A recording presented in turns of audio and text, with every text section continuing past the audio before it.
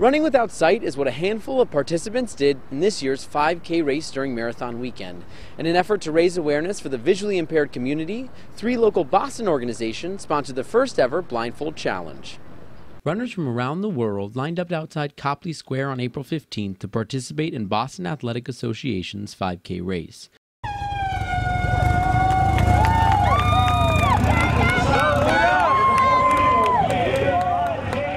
Ranging in talent and ability, the young and the old, and even the visually impaired made it out to compete.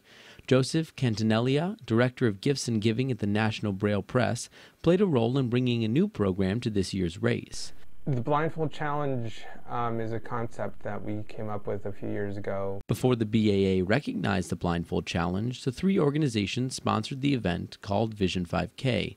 With the support of the B.A.A., Massachusetts Association for the Blind and Visually Impaired, the National Braille Press, and Carroll Center for the Blind were able to expand their efforts to a larger running community. Alex is going to be blindfolded, and we're going to have a little tether that's actually a shoestring, and we will be running a 5K with the other 6,000 runners. In order to qualify for the challenge, each team is required to raise $1,500 and attend one training session.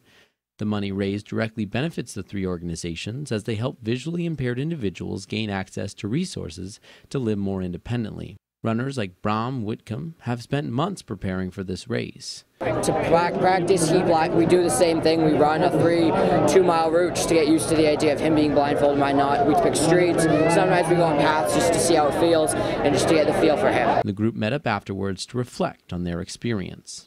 There's a lot more people, it's around 6,000. Normally it's around about 1,000, so there's a lot more crowded as a guide.